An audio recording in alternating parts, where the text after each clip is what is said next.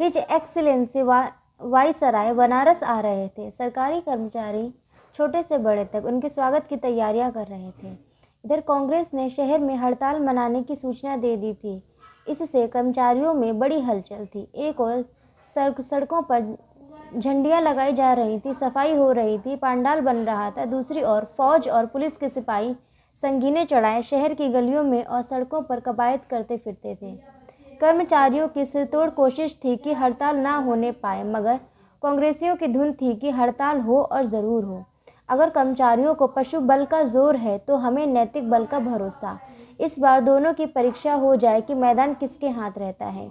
घोड़े पर सवार मजिस्ट्रेट सुबह से शाम तक दुकानदारों को धमकियां देता फिरता कि एक एक को जेल भिजवा दूंगा, बाजार लुटवा दूंगा, यह करूंगा। दुकानदार हाथ बांधकर कहते, हुजूर बादशाह है, विधाता है, जो चाहे कर सकते हैं, पर हम क्या करें।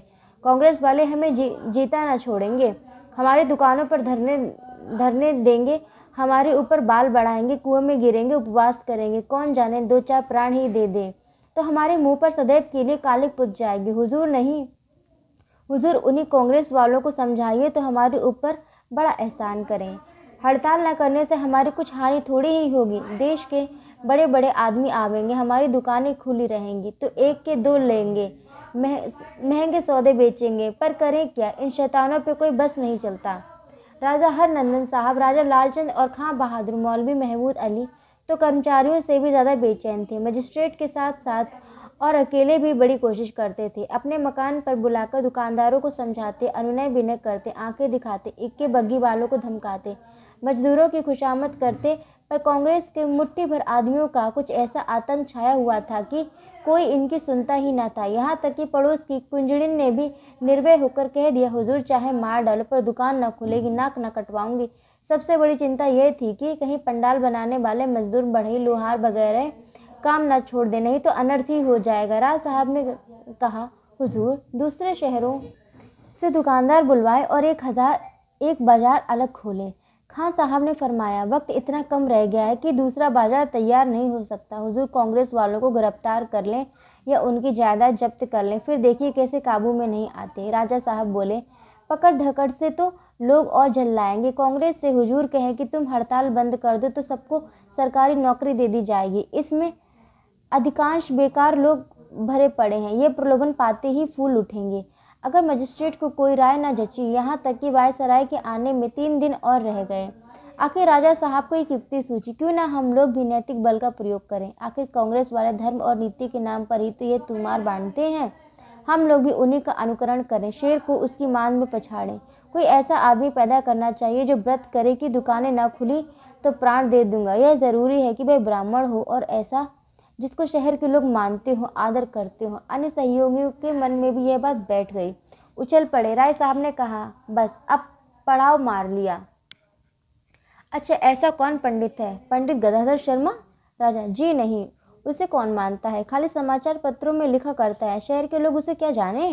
राजा, राय साहब, दमड़ी ओझा तो है इस ढंग का। राजा, जी नहीं, कॉलेज के विद्यार्थियों के सिवा उसे और कौन जानता है। राय साहब, पंडित मोटेराम शास्त्री। राजा, बस बस, आपने खूब सोचा, बेशक वह है इस ढंग का, उसी को बुलाना चाहिए। विद्वान है, धर्म कर्म करता है, चतुर भी है, वह अगर हाथ में आ जाए तो फिर बाजी हमारी है। राय साहब ने तुरंत पंडित मोटेराम के घर संदेश भेजा। उस समय शास्त्री जी पूजा पर थे। यह पैगाम सुनते ही जल्दी से पूजा समाप्त की और चले। राजा साहब ने बुलाया है, धन्यवाद। धर्मपत्नी से बोले, आज चंद्रमा कुछ बली मालूम होते हैं, कपड़े लाओ, देखूं क्यों बुलाया है।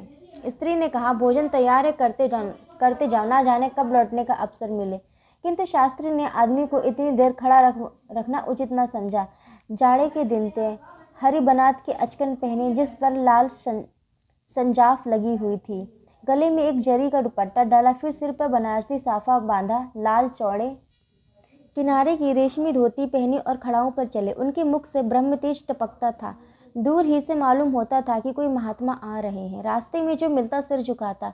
कितने ही दुकानदारों ने खड़े होकर पैलगी की। आज काशी का नाम इन्हीं की बदौलत चल रहा है, नहीं तो और कौन रह गया है। कितना नम्र स्वभाव है, बालकों से हंसकर बातें करते हैं। इस ठाठ से पंडित जी राजा साहब के मकान तक पर पहुंचे। तीनों मित्रों ने खड़े होकर उनका सम्मान किया। खां बहादुर बोले, कहिए पंडित जी, मिजाज तो अच्छे हैं, वल्ला आप नुमाइश में रखने के काबिल हैं। आपका वजन तो 10 मन से कम ना होगा। राय साहब, 1 मन इल्म के लिए 10 मन अक्ल चाहिए। उसी कायदे से 1 मन अक्ल के लिए 10 मन का जिस्म जरूरी है, नहीं तो उसका बोझा कौन उठाए। राजा साहब, आज लोग उसका मतलब नहीं समझ सकते।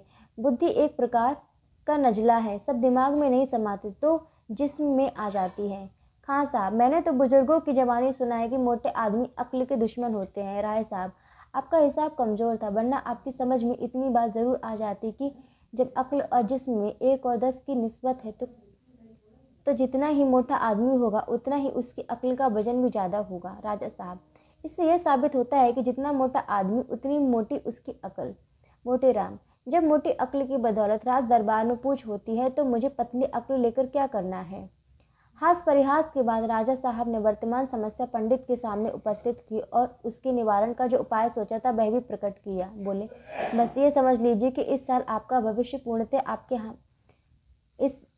आपके हाथों में है। शायद किसी आदमी को अपने भाग्य निर्णय का ऐसा महत्वपूर्ण अवसर ना मिला हो। हड़ताल ना हुई तो कुछ नहीं कह सकते। आपको जीवन भर किसी के दरवाजे जाने की जरूरत ना होगी। बस ऐसा कोई व्रत ठानिए कि शहर वाले थर्रा उठे। कांग्रेस वालों ने धर्म की आड़ लेकर इतनी शक्ति बढ़ाई है, बस ऐसी कोई युक्ति निकालिए कि जनता के धार्मिक भावों को चोट पहुंचे। मोटे राम ने गंभीर भाव से उत्तर दिया, यह तो कोई कठिन काम नहीं है। मैं तो ऐसे ऐसे अनुष्ठान कर सकता हूँ कि आकाश से जल की वर्षा करा दूँ, मरी के प्रकोप को भी शांत कर दूँ, अन्न का भाव बढ़ा दूँ। कांग्रेस वालों को परास्त कर देना कोई बड़ी बात नहीं। अंग्रेजी पढ़े लिखे महानुभाव समझते हैं कि जो काम हम कर सकते हैं वह कोई नहीं कर सकता, पर गुप्त विद्याओं का उन्हें ज्ञान ही नहीं। खां साहब, तब तो जनाब यह कहना चाहिए कि आप दूसरे खुदा हैं। हमें क्या मालूम था कि आप में कुदरत है, नहीं तो इतने दिनों तक क्यों परेशान होते। मोटे राम साहब, मैं गुप्त धन का पता लगा सकता हूँ, पितरों को बुला सकता हूँ, केवल गुण ग्राहक चाहिए। संसार में गुड़ियों का अभाव नहीं, गुड़ियों का ही अभाव है। गुण ना हिरानो, गुण ग्राहक हिरानो है। राजा, भला इस अनुष्ठान के लिए आपको क्या भेंट करना होगा। मोटे राम, जो कुछ आपकी श्रद्धा हो। राजा, कुछ बतला सकते हैं कि यह कौन सा अनुष्ठान होगा। मोटे राम, अनशन व्रत के साथ मंत्रों का जाप होगा। सारे शहर में हलचल ना मचा दूं तो मोटे राम नाम नहीं। तो इस वीडियो में यहीं तक पढ़ेंगे, इसके आगे की कहानी अगली वीडियो में पढ़ेंगे।